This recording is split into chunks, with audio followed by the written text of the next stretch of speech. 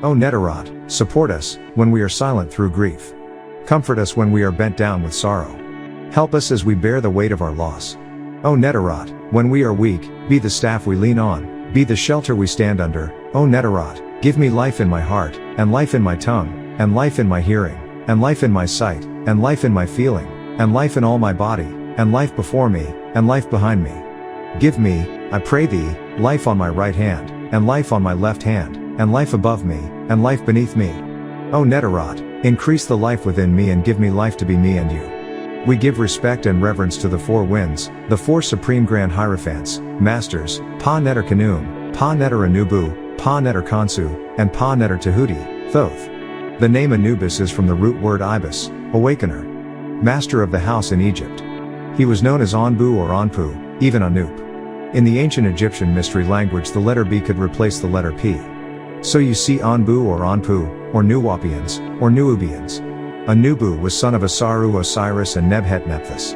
Death is his trademark, opener of the roads for the dead. The guide of the next life.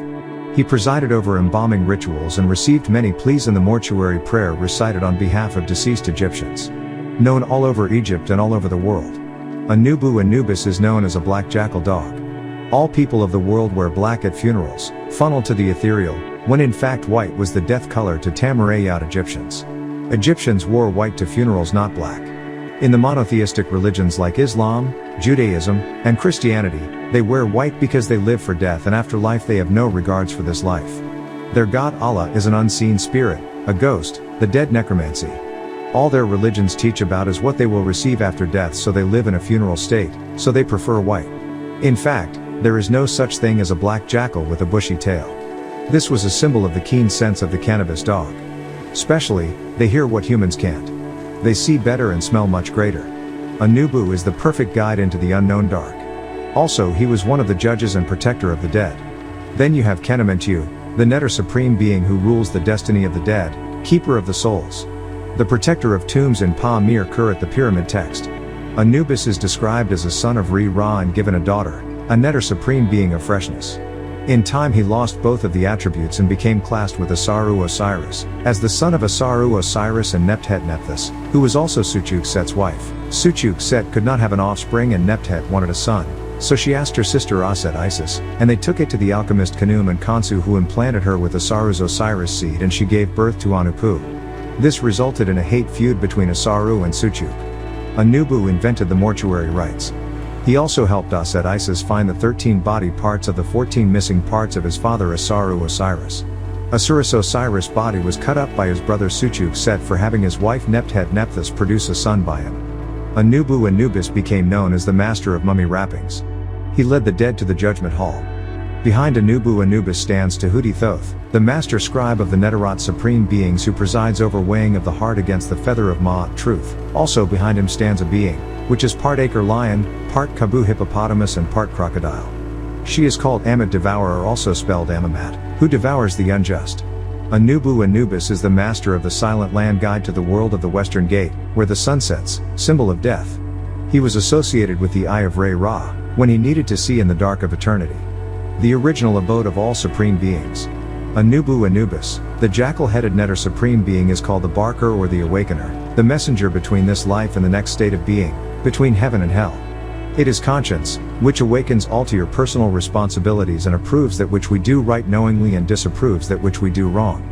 As the dog leads the blind, so also Anubu Anubis will lead the dead of your family, your beloved ones. So ask him to take care of your dead and loved ones. Once your leaf hits the ground, it is he who picks it up and come for your Ba soul. He is also seen as a crouching black dog. At the very end, when all land is black, the sun bark of Re passes through the 12th hour division of night and Duat, the 13th hour has come, the black rules the land. At eventide, sunset, the light goes down, when the Neter is autumn. Re, Tum, is old and very frail. 57 invocations are chanted to give him power to overcome the demons who are his enemies. He then enters the western gate, through which the dead mortal souls pass to be judged before Asaru Osiris. In front of him walks the proud black jackal Neter supreme being with the red scarf of blood of life around his neck. This is the great Neter supreme being Anubu Anubis, for he is the opener of the ways. While the all is in all, it is equally true that all is in all. To him who truly overstands this truth, right wisdom has come in the form of right knowledge. How often has the majority of people heard repeated the statement that their supreme being, called by many names, was all in all, and how little have they suspected the inner occult truth concealed by these carelessly uttered words? The commonly used expression is a survival of the ancient Egyptian maxim quoted previously. As the secret wisdom says, to him who truly understands this truth, right wisdom has come. And, this being so, let us seek this truth, the overstanding of which means so much. In this statement of truth, this Egyptian maxim is considered one of the greatest philosophical, scientific and religious truths. We have given you the Egyptian teaching regarding the mental nature of the universe, the truth that the universe is mental, held in the mind of all. As the secret wisdom says, in the passage quoted above, the all is in all. But note also the co-related statement, that, it is equally true that the all is, I am. Yet I am not all, but in all as the all. This apparently contradictory statement is reconcilable under the law of paradox. It is, moreover, an exact Egyptian statement of the relations existing between all and the all in its mental universe. We have seen how the all is in all and you are a part of all as the all. Now let us examine the other aspect of the subject. The Egyptian teachings are to the effect that the all is immanent in, remaining within, inherent, abiding within, its universe, and in every part, particle, unit, or combination, within the universe. This statement is usually illustrated by the teachers by a reference to the doctrine of correspondence. The teacher instructs the student to form a mental image of something, a person, an idea, something having a mental form, the favorite example being that of the author or dramatist forming an idea of his characters, or a painter or sculptor forming an image of an ideal that he wishes to express by his art, or a score of music. In each case, the student will find that while the image has its existence and being solely within his own mind, yet he, the student, author, dramatist, painter, musician or sculptor, is, in a sense, immanent in, remaining within, or abiding within, the mental image also. In other words, the entire virtue, life, spirit, of reality in the mental image is derived from the immanent mind of the thinker. Consider this for a moment, until the idea is grasped. To take a religious example, let us say that Muhammad, Jesus, Aaron, existed merely in the mind of the author of the holy books, at the time of their conception or creation as the story when being created. And yet, the author also existed within each of these characters, giving them their vitality, spirit, and action. Who is the spirit of the characters that we know as John, James, Paul, Jesus, Imram, Abraham, Muhammad, Moses, whose ghostwriter is Jehovah? Or do each of these characters have a personal spirit, independent of their creator? Do Masha, Moses or Musa from Mose, the Egyptian writer, John the Baptist, Noah of the flood, have spirits and reality of their own, or do they represent the spiritual and mental power of their creators? The law of paradox explains that both propositions are true, viewed from the proper viewpoints. John is both Moses, and yet Jesus.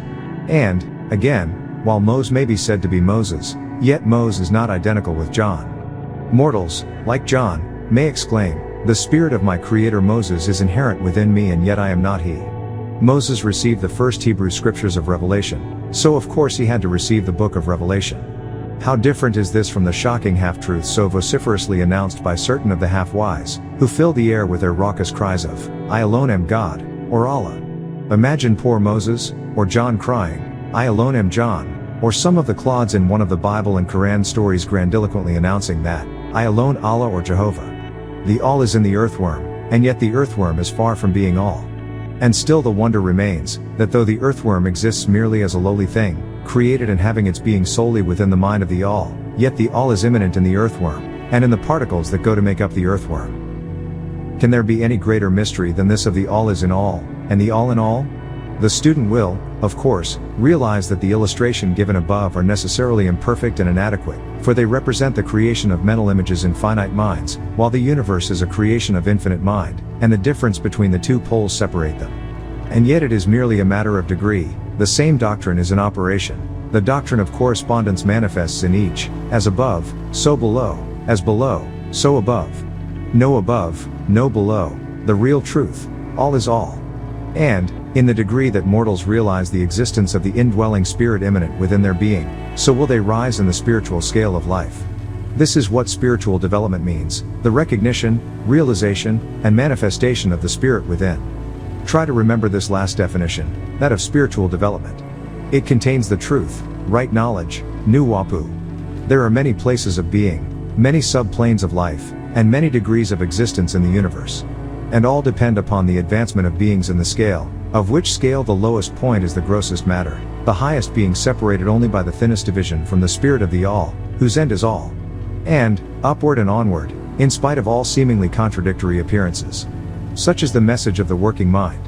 The Egyptian teachings concerning the process of dimensional creation of the universe are that at the beginning of the creative cycles, the all, in its aspect of being, projects its will toward its aspect of becoming, and the process of creation of beings.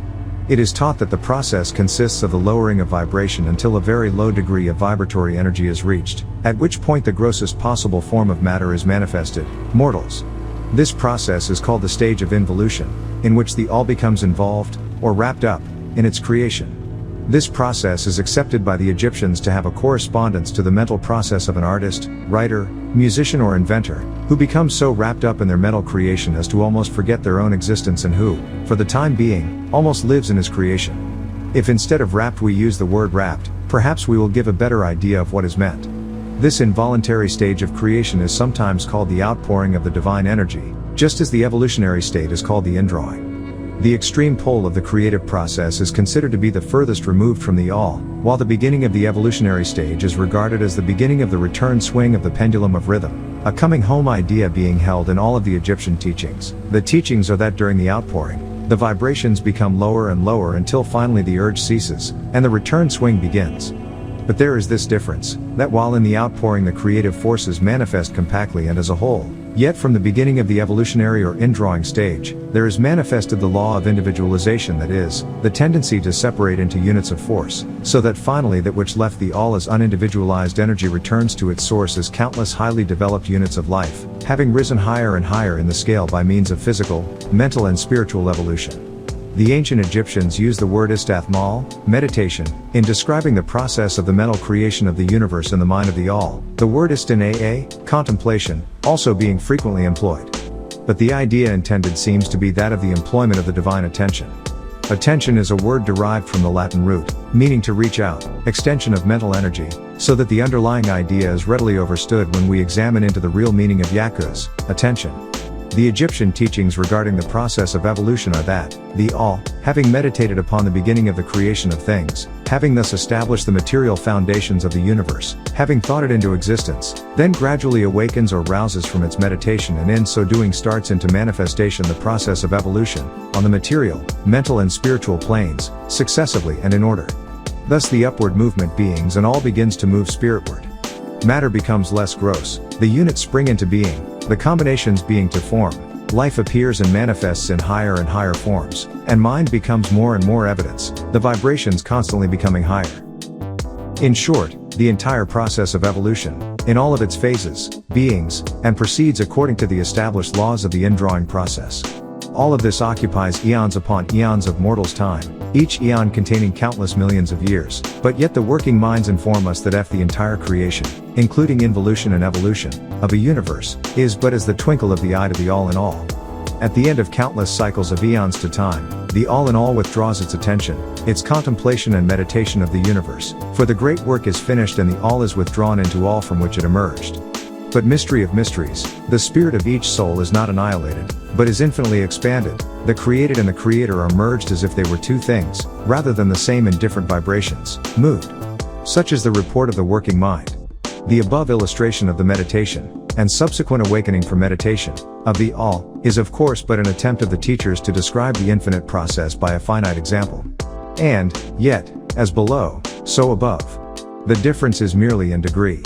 And just as the all arouses itself from the meditation upon the universe, so does mortals, in time, cease from manifesting upon the material plane, and withdraws themselves more and more into the indwelling spirit, which is indeed the divine ego. There is one more matter of which we desire to speak in this degree, and that comes near to an invasion of the metaphysical field of speculation, although our purpose is merely to show the futility of such speculation. We allude to the question, which inevitably comes to the mind of all thinkers who have ventured to seek the truth. The question, why does the all create universes? The question may be asked in different forms, but the above is the gist of the inquiry. Mortals have striven hard to answer this question, but still there is no answer worthy of the name in their monotheistic beliefs. The true answer is the all can want to create in its likeness, but the all is not all. All is, was and will be, and with that fact does not need to create or make. That is another religion. The need for a God to create things for his play toys, to abuse, kill, make sick, watch ahem age and suffer, give them diseases, rape them, store ahem, hurt after hurt. No, that's not goodness as an all. That can't be a loving God, Allah, Yahweh. The all is, I am. There is no room for creating or making in that reality. All has always been, was and is all. Some have imagined that the all had something to gain by creating, but this is absurd, for what could the all gain that it did not already possess? What could it feel that it has not already felt? Others have sought the answer in the idea that the God wished something to love, and others that if created for pleasure, or amusement, or because it was lonely, or to manifest its power, all puerile explanation and idea, belonging to the childish period of thought. Others have sought to explain the mystery by assuming that the God found itself compelled to create, by reason of its own internal nature, its creative instinct. This idea is in advance of the others, but its weak point lies in the idea of all being compelled by anything, internal or external. If its internal nature, or creative instinct, compelled it to do anything, then the internal nature or creative instinct would be the absolute, instead of all, and so accordingly that part of the proposition falls. And, yet, all does not create and manifest, all in all and finds no kind of satisfaction and so doing for all needs no pleasure or satisfaction. And it is difficult to escape the conclusion that in some infinite degree it must have what would correspond to an inner nature, or creative instinct, in mortals, with correspondingly infinite desire and will. But it does not. It needs not, for as all it has all, and can't need. It could not act unless it willed to act, which is human feelings, and it would not will to act, unless it desired to act, and it would not desire to act unless it obtained some satisfaction thereby. You see, mortals create their own God in their own image after their own likeness. And all of these things would belong to an inner nature, and might be postulated as existing according to the law of correspondence. But, still, we prefer to think of all as acting entirely free from any influence, internal as well as external. That is the problem, which is at the root of difficulty and the difficulty that is at the root of the problem. Strictly speaking, there cannot be said to be any reason whatsoever for all to act, for a reason implies a cause, and all is above cause and effect and can't will to become a cause, at which time the doctrine is set into motion. The will to become is a weakness. So, you see, the matter is unthinkable, just as all is unmasterable. Just as we say all merely is, I am the problem. I need to know my part in all this, so we are compelled to say that all acts because it acts. At the last, all is all reason in itself, all law in itself, all action in itself, and it may be said, truthfully, that all is its own reason, its own law, its own act, or still further, that all, its reason, its act, is law, are, all being names for the same thing. In the opinion of those who are giving you this present degree, the answer is locked up in inner self of the all, and you already have the master key, you exist, along with its secret of being.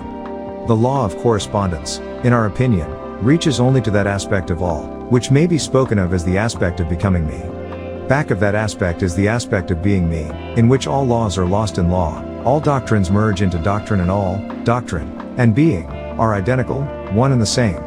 Therefore, metaphysical speculation on this point is futile. We go into the matter here, merely to show that we recognize the question, and also the absurdity of the ordinary answers of metaphysics and theology, religious preachers, by whichever religions.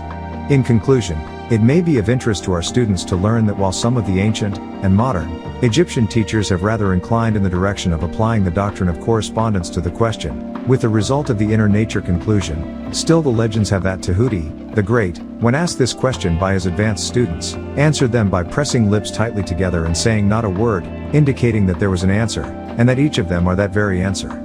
But, then, he may have intended to apply the axiom of his teachings, that, the lips of wisdom are closed, except to the ears of overstanding beings, knowing that even his advanced students did not possess the overstanding which entitled them to the teaching of this secret, yet because they asked. At any rate, Tehuti possessed the secret and he did not fail to impart it, and so far as the world is concerned the lips of Tehuti are closed regarding it. And where the great Tehuti hesitated to speak, what mortal may dare to teach? But, remember, the answer to this problem, and indeed there is an answer, the truth remains that, while the all is in all, it is equally true that the all is in all. The teaching on this point is emphatic. And, we may add the concluding words of the quotation, to him who truly overstands this truth, hath come great key to the doorway of all things, realize who and what you are, but don't tell the fool, for he will prosecute you for this truth.